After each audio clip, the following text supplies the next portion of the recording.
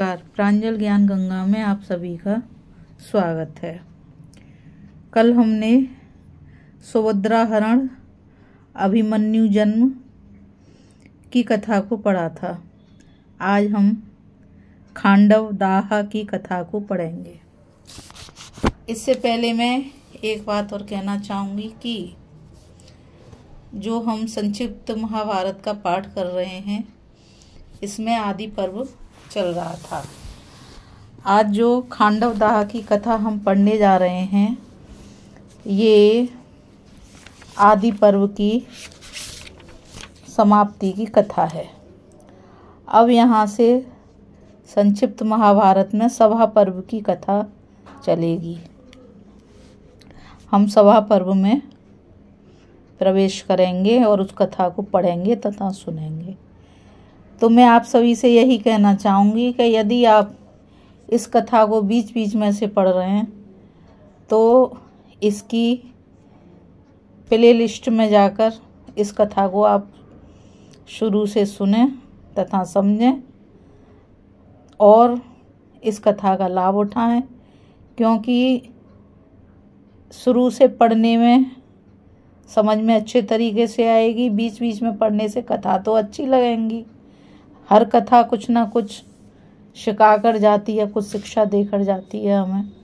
लेकिन आप यदि शुरू से पढ़ेंगे तो एक अद्भुत आनंद की अनुभूति होगी और एक परम ज्ञान की प्राप्ति होगी।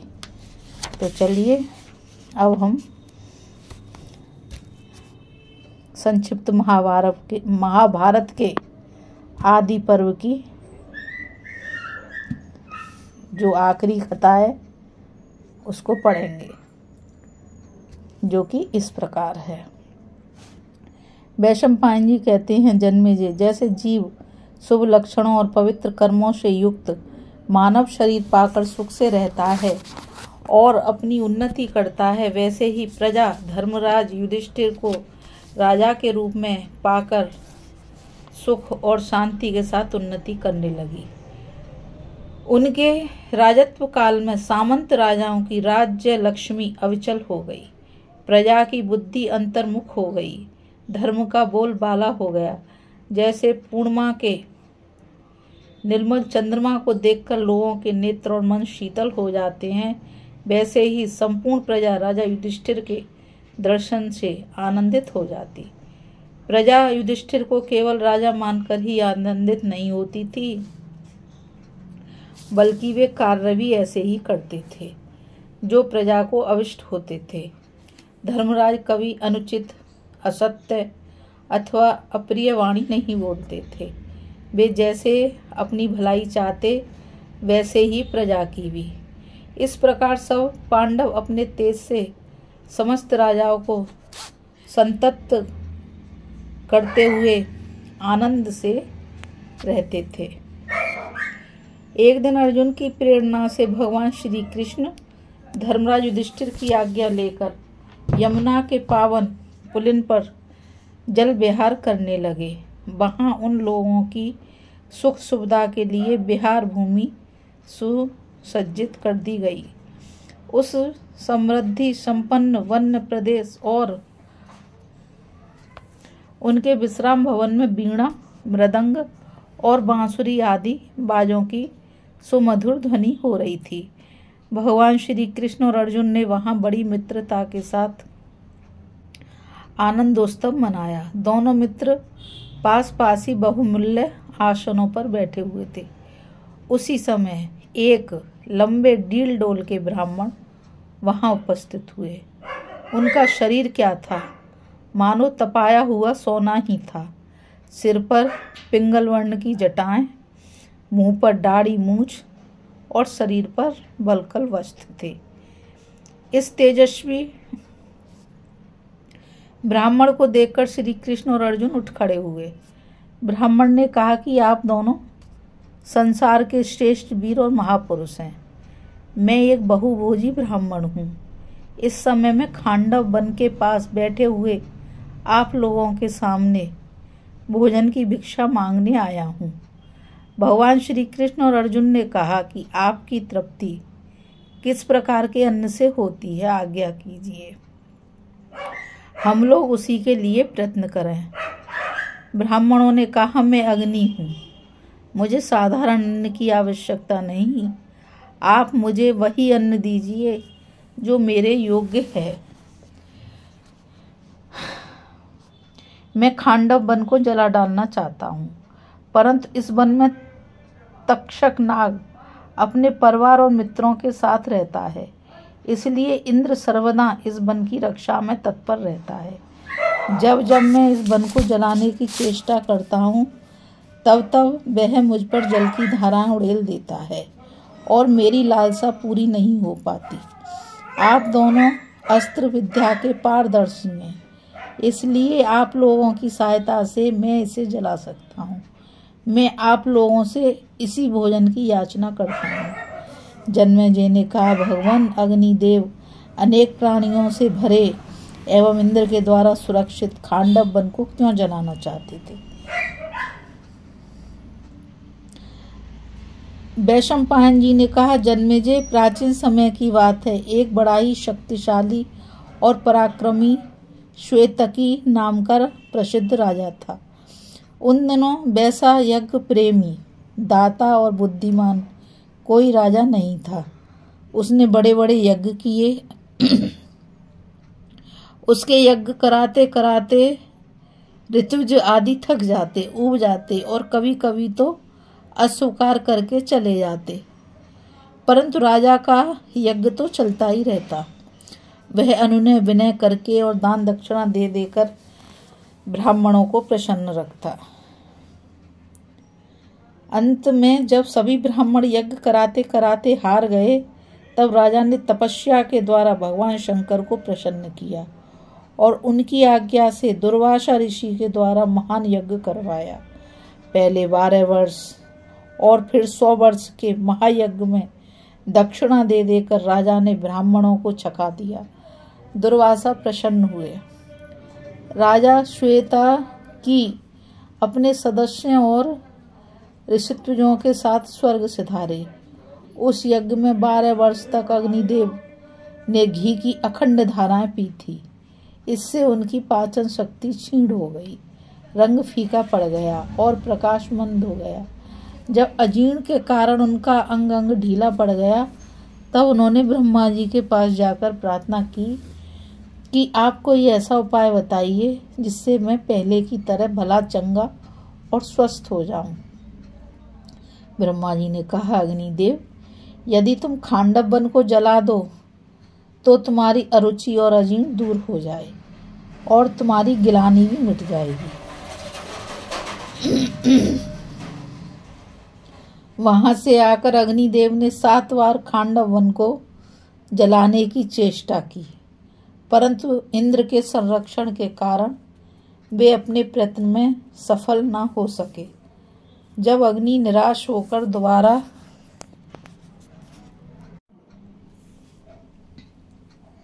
ब्रह्मा जी के पास गए, तब उन्होंने भगवान श्री कृष्ण और अर्जुन की सहायता से खांडव वन जलाने का उपाय बतलाया और अग्निदेव ने यमुना तट पर आकर उनसे पूर्वोक्त बातें कहीं। ब्राह्मण वेशधारी अग्निदेव की प्रार्थना सुनकर अर्जुन ने कहा, अग्निदेव, मेरे पास दिव्य अस्त्रों की कमी नहीं है, उनके द्वारा मैं युद्ध में इंद्र को भी छका सकता हूँ, परंतु मेरे बाहुबल को संभाल सकने वाला धनुष मेरे पास नहीं है और ना उन अस्त्रों के उपरयुक्त बहुत से बाण ही हैं। रथ भी तो ऐसा नहीं है जो यथेष्ट बाणों का बोझ ढो सके। श्री कृष्ण के पास भी इस समय कोई शस्त्र नहीं है जिससे ये युद्ध में नागों और पिशाचों को मार सकें। खांडव वन जलाते समय इंद्र को रोकने के लिए युद्ध सामग्री की आवश्यकता है। बल और कौशल हमारे पास है, सामग्री आप दीजिए। अर्जुन की समयोचित वाणी सुनकर अग्निदेव ने जलाधिपति लोकपाल वरुण का स्मरण किया। तुरंत वरुण प्रकट हो गए। अग्नि ने कहा, आपको राजा सोम ने अक्षय तरकश, गांडीव, धनुष और बानर चिन्ह युक्त ध्वजा से मंडित दिव्य रथ दिया है, वह शीघ्र मुझे दीजिए तथा चक्र भी दीजिए। श्री कृष्ण और अर्जुन चक्र तथा गांडीव धनुष की सहायता से मेरा बड़ा भारी काम सिद्ध करेंगे। वरुण ने अग्निदेव की प्रार्थना स्वीकार की। उन्होंने अर्जुन को वह अक्षय तरकश और गांडीव धनुष दे दिया। गांडीव धनुष की महिमा अद्भुत है, वह किसी भी शस्त्र से कट नहीं सकता और सभी शस्त्रों को काट सकता है। उससे योद्धा का यश, कांति और बल बढ़ता है। वह अकेले ही लाखों धनुषों के समान छत रहित और तीनों लोकों में पूजित तथा प्रशंसित है। समस्त सामग्रियों से युक्त, सबके लिए अजय, सूर्य के समान देदीप्यमान और रत्न जटित एक दिव्य रथ भी दिया। उस रथ में मन और पवन के समान तेज चलने वाले सफेद चमकीले हार पहने हुए गंधर्व देश के घोड़े जुते हुए थे। रथ पर स्वर्ण के डंडे में भयंकर बानर के चिन्ह से चिन्हित ध्वजा फहरा रही थी। यह सब पाकर अर्जुन के आनंद की सीमा न रही। जिस समय अर्जुन ने रथ पर सवार होकर धनुष को झुकाया और उस पर डोरी चढ़ाई, उस समय उसकी गंभीर आवाज सुनकर लोगों के कलेजे कांप उठे। अर्जुन ने समझ लिया कि अब हम अग्नि की पूरी तरह सहायता कर सकेंगे। अग्निदेव ने भगवान श्री कृष्ण को दिव्य चक्र और आग्नेयास्त्र देते हुए कहा कि मधुसूदन, इस चक्र के द्वारा आप जिसे चाहेंगे उसे मार डालेंगे। इस चक्र के प्रभाव के सामने समस्त देवता, दानव, राक्षस, पिशाच, नाग और मनुष्यों की शक्ति कुछ भी नहीं है। यह चक्र हर बार चलाने पर शत्रु का नाश करके फिर लौट आया करेगा। वरुण ने भगवान श्री कृष्ण की सेवा में दैत्यनाशिनी एवं वज्रध्वनि के समान शब्द थे शत्रुओं का दिल दहला देने वाली कौमोद की गदा अर्पित की। अब श्री कृष्ण और अर्जुन ने अग्निदेव की सहायता करना स्वीकार कर लिया और उन्हें खांडव वन जलाने की अनुमति दी। भगवान श्री कृष्ण और अर्जुन की अनुमति पाकर अग्निदेव ने तेजो में दावानल का प्रदीप्त रूप धारण किया और अपनी सातों ज्वालाओं से खांडव वन को घेरकर प्रलय का सा दृश्य उपस्थित करते हुए उसे भस्मात करना प्रारंभ किया। उस वन के सैकड़ों हजारों प्राणी चिल्लाते और चिंगाड़ते हुए इधर उधर भागने लगे। बहुत से प्राणियों का एक एक अंश जल गया, कोई लपटों में झुलस गया, कितनों की आंखें फूट गईं, किन्हीं के शरीर पर फफोले पड़ गए। बहुत से अपने संबंधियों के स्नेह बंधन में पड़कर भाग न सके और एक दूसरे से लिपटकर भस्म हो गए। खांडव वन की आग इस प्रकार धधकने और दहकने लगी कि उसकी ऊंची ऊंची लपटें आकाश तक पहुंच गईं। देवताओं के हृदय में कपकपी होने लगी। आग की गर्मी से संतप्त होकर सभी देवता देवराज इंद्र के पास गए और कहने लगे, देवेंद्र, क्या यह आग समस्त प्राणियों का संहार कर डालेगी? क्या अभी प्रलय का समय आ गया? देवताओं की घबराहट और प्रार्थना से प्रभावित होकर अग्नि की यह भयानक करतूत देखकर स्वयं इंद्र खांडव वन को अग्नि से बचाने के लिए तैयार हुए। उनकी आज्ञा से दल के दल बादल खांडव वन पर उमड़ आए और गड़गड़ाहट के साथ जल की मोटी मोटी धाराएं बरसाने लगे। अर्जुन ने अपने अस्त्र कौशल के बल से बाणों के द्वारा जल की बौछारें रोक दी। सारा आकाश बाणों के द्वारा ऐसा घिर गया कि कोई भी प्राणी उससे निकलकर बाहर न जा सके। उस समय नागराज तक्षक खांडव वन में नहीं था, वह कुरुक्षेत्र चला गया था, परंतु उसका पुत्र अश्वसेन वहीं था और बचने का बहुत प्रयत्न करने पर भी अर्जुन के बाणों के घेरे से बाहर न जा सका। अश्वसेन की माता ने उसे निगलकर बचाने की कोशिश की। वह मुंह की ओर से शुरू करके पूंछ तक निकल भी गई, परंतु अग्नि का प्रकोप बढ़ जाने से बीच में ही भागने लगी। अर्जुन ऐसा तक कर निशाना मारा कि उसका फन बिध गया। इंद्र अर्जुन का यह काम देख रहे थे। उन्होंने अश्वसेन को बचाने के लिए ऐसी आंधी चलाई और बूंदों की बौछारें डाली कि अर्जुन क्षण के लिए मोहित हो गए। अश्वसेन वहां से भाग निकला। इंद्र के इस धोखे की बात याद करके अर्जुन क्रोध से तिलमिला उठे और पैने तथा तेज बाणों से आकाश को ढककर इंद्र से भिड़ गए। इंद्र ने भी अपने तीक्ष्ण अस्त्रों की वर्षा से अर्जुन को उत्तर दिया। प्रचंड पवन भयंकर गर्जना के साथ समुद्र को शुद्ध करने लगा। आकाश जल बरसाने वाले बादलों से भर गया। बिजली चमकने लगी। वज्र की कड़क से लोगों का दिल दहनने लगा। अर्जुन ने वायव्यास्त्र का प्रयोग किया। इंद्र का वज्र कमजोर पड़ गया। बादल तितर बितर हो गए। जलधाराएं सूख गईं। बिजलियों की चमक लापता हो गई। अंधेरा मिट गया। अर्जुन का यह अस्त्र कौशल देखकर देवता, असुर, गंधर्व, यक्ष, राक्षस और सर्प कोलाहल करते हुए सामने आ गए। वे तरह तरह के अस्त्र शस्त्रों से श्री कृष्ण और अर्जुन पर प्रहार करने लगे। श्री कृष्ण और अर्जुन ने संयुक्त रूप से चक्र और तीखे बाणों के द्वारा सबकी सेना को तहस नहस कर दिया। यह सब देख सुनकर देवराज इंद्र के क्रोध की सीमा ना रही। वे श्वेत वर्ण वाले ऐरावत हाथी पर चढ़कर श्री कृष्ण और अर्जुन की ओर दौड़े। उन्होंने जल्दबाजी में अपने वज्र का प्रयोग किया और देवताओं से चिल्लाकर कहा, अभी अभी दोनों मरे जाते हैं। सभी देवताओं ने अपने अपने अस्त्र उठाए। यमराज ने कालदंड, कुबेर ने गदा, वरुण ने पाश और विचित्र वज्र। इधर भगवान श्री कृष्ण और अर्जुन ने भी अपने धनुष चढ़ाए और निर्भयता के साथ खड़े हो गए। इन दोनों मित्रों की बाण वर्षा के सामने इंद्रादि देवताओं की एक न चली। इंद्र ने मंदराचल का एक शिखर उठाकर अर्जुन पर दे मारने की चेष्टा की, परंतु उसके पहले ही दिव्य बाणों की चोट से वह हजारों टुकड़ों हो गया था।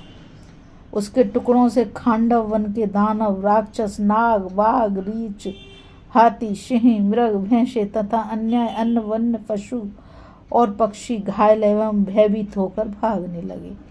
एक ओर से आग सबको पी जाना चाहती थी, दूसरी ओर से भगवान श्री कृष्ण और अर्जुन की बाण वर्षा। कोई वहां से भाग ना सका। श्री कृष्ण के चक्र और अर्जुन के बाणों से कट कट कर जीव जंतु स्वाहा हो रहे थे। समस्त प्राणियों के आत्मा श्री कृष्ण ने उस समय अपना काल रूप प्रकट कर लिया था। देवता और दानव सभी उनके पौरुष को देखकर दंग रह गए थे। उस समय इंद्र को सम्मोहन करके वज्र निष्ठुर ध्वनि से आकाशवाणी हुई कि इंद्र, तुम्हारा मित्र तक्षक कुरुक्षेत्र जाने के कारण इस भयंकर अग्निकांड से जला नहीं बच गया है। तुम अर्जुन और श्री कृष्ण को युद्ध में कभी किसी प्रकार नहीं जीत सकते। तुम्हें समझना चाहिए कि ये तुम्हारे चिरपरिचित नर नारायण हैं। बोलो नर नारायण भगवान की ही जय। इनकी शक्ति और पराक्रम असीम है। ये सबके लिए अजय और देवता, असुर, यक्ष, राक्षस, गंधर्व, किन्नर, मनुष्य तथा सर्पादि सबके लिए पूजनीय हैं। तुम देवताओं को लेकर यहाँ से चले जाओ, इसी में तुम्हारी शोभा है। इस अवसर पर खांडव वन का दहा देव ने ही रच रखा है। आकाशवाणी सुनकर देवराज इंद्र क्रोध और ईर्ष्या छोड़कर स्वर्ग में लौट गए। देवताओं ने भी अपनी सेना के साथ उनका अनुगमन किया। देवताओं को समरभूमि से हटते देखकर भगवान श्री कृष्ण और अर्जुन ने हर्ष ध्वनि की। खांडव वन अनाथ के घर की तरह धक धक जलने लगा। भगवान श्री कृष्ण ने देखा कि मैं दानव एकाएक तक्षक के निवास स्थान से निकलकर भागा जा रहा है और अग्नि मूर्तिवान होकर जलाने के लिए उसका पीछा कर रहा है। उन्होंने मैं दानव को मार डालने के लिए चक्र उठाया। आगे चक्र और पीछे धधकती आग को देखकर पहले तो मैं दानव किंग कर्तव्य विमूढ़ हो गया। पीछे उसने कुछ सोचकर पुकारा, वीर अर्जुन, मैं तुम्हारी शरण में हूँ, केवल तुम ही मेरी रक्षा कर सकते हो। अर्जुन ने कहा, डरो मत। अर्जुन को अभय करते देखकर भगवान श्री कृष्ण ने चक्र रोक लिया और अग्नि ने भी उसे भस्म नहीं किया। मैं दानव की रक्षा हो गई। वह 15 दिन तक जलता रहा। इस अग्निकांड से केवल 6 प्राणी बच सके, अश्वसेन सर्प, मैं दानव और 4 शांग्र पक्षी। शांग्र पक्षियों के पिता मंदपाल ने उन पक्षियों में सबसे बड़े जरितार ने अग्नि देवता की स्तुति करके अपनी रक्षा का वचन ले लिया था। अग्निदेव ने भगवान श्री कृष्ण और अर्जुन की सहायता से प्रबलित होकर खांडव वन को जला डाला। अनंतर ब्राह्मण के रूप में उनके सामने प्रकट हुए। उसी समय देवराज इंद्र भी देवताओं के साथ अंतरिक्ष से वहां उतरे। उन्होंने श्री कृष्ण और अर्जुन से कहा, आप लोगों ने ये ऐसा दुष्कर कार्य किया है जो देवताओं के लिए भी असाध्य है। मैं आप लोगों पर प्रसन्न हूँ, इसलिए आप मनुष्यों के लिए दुर्लभ से दुर्लभ वस्तुएं भी मुझसे मांग सकते हो। अर्जुन ने कहा, मुझे आप सब प्रकार के अस्त्र दे दीजिए। इंद्र ने कहा, अर्जुन, जिस समय देवादिदेव महादेव तुम पर प्रसन्न होंगे उस समय तुम्हारे तप के प्रभाव से मैं तुम्हें अपने सारे अस्त्र दे दूंगा। मैं जानता हूं कि वह समय कब आएगा। भगवान श्री कृष्ण ने कहा, देवराज, आप मुझे यह वर दीजिए कि मेरी और अर्जुन की मित्रता क्षण क्षण बढ़ती जाए और कभी ना टूटे। इंद्र ने प्रसन्न होकर कहा, एवमस्तु। देवताओं के जाने के बाद अग्निदेव श्री कृष्ण और अर्जुन का अभिनंदन करके चले गए। भगवान श्री कृष्ण और अर्जुन और मैं दानव यमुना के पावन पुलिनपुर पर आकर बैठ गए। आदि पर्व समाप्तम। बोलो श्री कृष्ण भगवान की जय। बोलो श्री संत अर्जुन की जय। बोलो श्री भगवत महापुराण की जय। अब हम आदि पर्व से बाहर आ चुके हैं और हमने आदि पर्व में बहुत अच्छी अच्छी कथाओं को सुना। कथाओं में हर्ष भी था, कथाओं में शोक भी था। हर प्रकार की सांसारिक चीज इन कथाओं के अंदर हमने देखी। दूसरी बात, आप कथाओं को गौर से पढ़िएगा। जब आप कथाओं को गौर से पढ़ेंगे, फिर उनका मनन करेंगे, तो प्रत्येक कथा हमको कुछ ना कुछ समझा के जाती है और समझाने के बाद में हमको जीवन जीने की कला सिखाती है।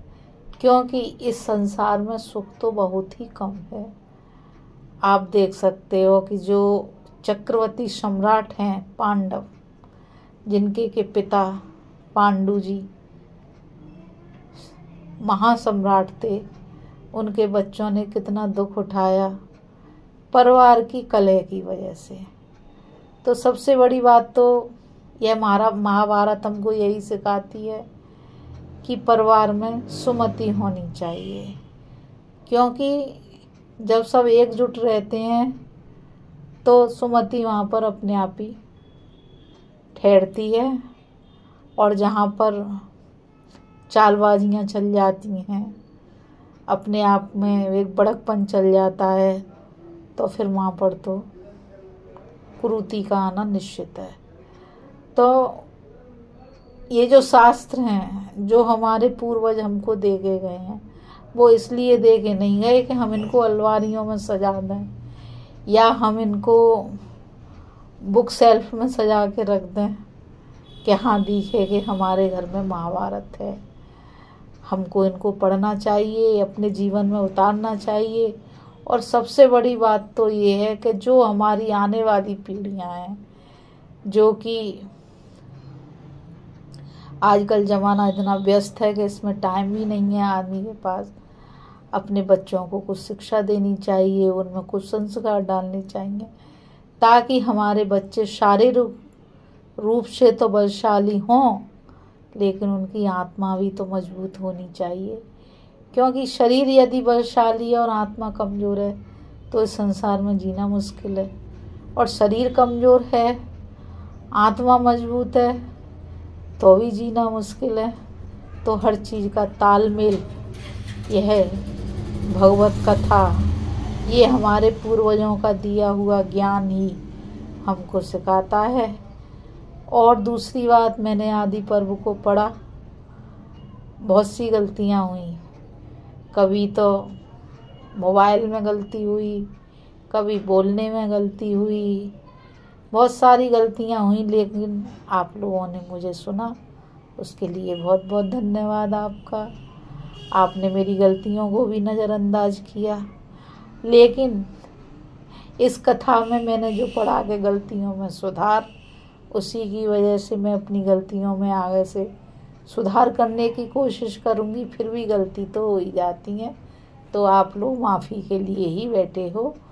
मेरी कथा को पढ़िए और आप इसे ज़्यादा से ज़्यादा शेयर करिए, लाइक करिए, सब्सक्राइब करिए, क्योंकि मैं पढ़ रही हूँ, मैं ये भी नहीं कह सकती मैं पढ़ रही हूँ, ये तो कोई देवीय ही कृपा है जिसने मुझे आदेश किया कि मैं इसे पढूं, और मोबाइल के माध्यम से ये कथा आप तक पहुंच रही है। तो आपके ऊपर भी भगवान की बहुत बड़ी कृपा है। तो उन गोविंद की कृपा को बनाए रखने के लिए आपका ये परम कर्तव्य बनता है कि आप इसको अधिक से अधिक शेयर करें, कि ये परम ज्ञान हमारा चारों तरफ को फैले। और आप सबकी कृपा से यदि कोई भी अपने जीवन में इन संस्कारों से सुधार ला सके तो वो आपकी ही कृपा होगी भगवान के माध्यम से, क्योंकि भगवान की कृपा आप पर हुई और आपने उन लोगों तक भेजा, तो थोड़ी सी कृपा तो आपकी भी सम्मिलित हुई।